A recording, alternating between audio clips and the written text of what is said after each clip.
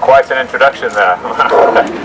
We thank Ehsan for everything he's done and everyone else and all of the communities that came together today to make this possible. With the name of God, the most widely and deeply merciful, I stand before you today a white American Muslim man,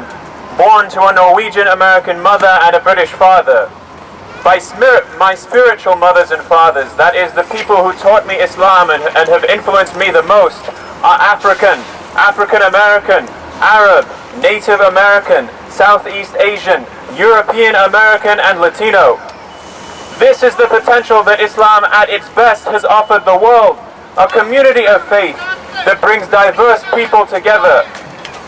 A community of faith that brings diverse people together under a common commitment to and trust in God, and exhorts those within the faith to learn from and support the diverse people outside of it as well, under the banner of a verse in the Quran which reads, "O humankind, we created you all from a single man and a single woman, and made you into nations and tribes so that you should get to know one another. In God's eyes, the noblest of you are the most mindful of God, and He is all-knowing, all-aware." This is also the potential that America at its best has offered the world, a country that attracts and supports a diverse group of people under a common agreement and trust in the Constitution. And yet we felt impelled to gather here today because the narrative of both Islam and America is threatened.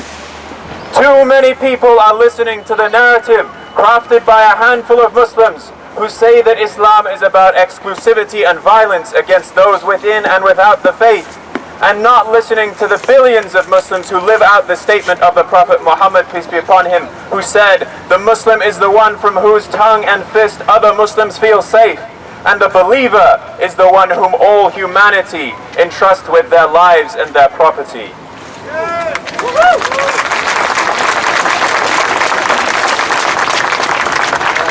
Too many people are listening to the narrative crafted by a handful of Americans who say that America is about exclusivity and suspicion, and not listening to the billions of reasons why such an attitude will spell the downfall of our society.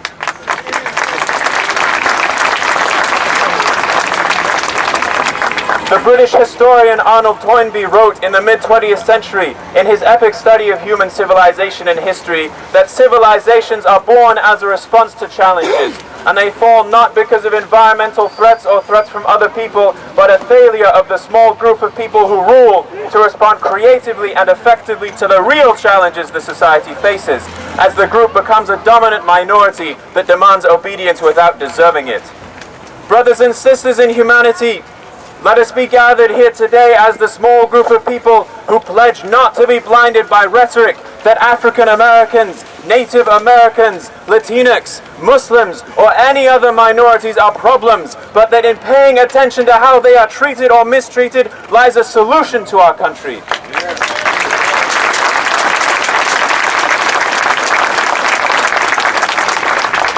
Who pledge to face head-on the real challenges of poverty, gun violence, homelessness, the military-industrial complex, the prison-industrial complex, refugee crises, and other threats to justice and security. Brothers and sisters in humanity, the time is overdue for us to find the courage in ourselves to speak up, act, and stop the dehumanization of other people at the supermarket, on social media, in houses of worship, on the media, or anywhere else. And brothers and sisters in humanity, we are the future of America, and we stand together as one conscious and inclusive community, now and forever. Thank you.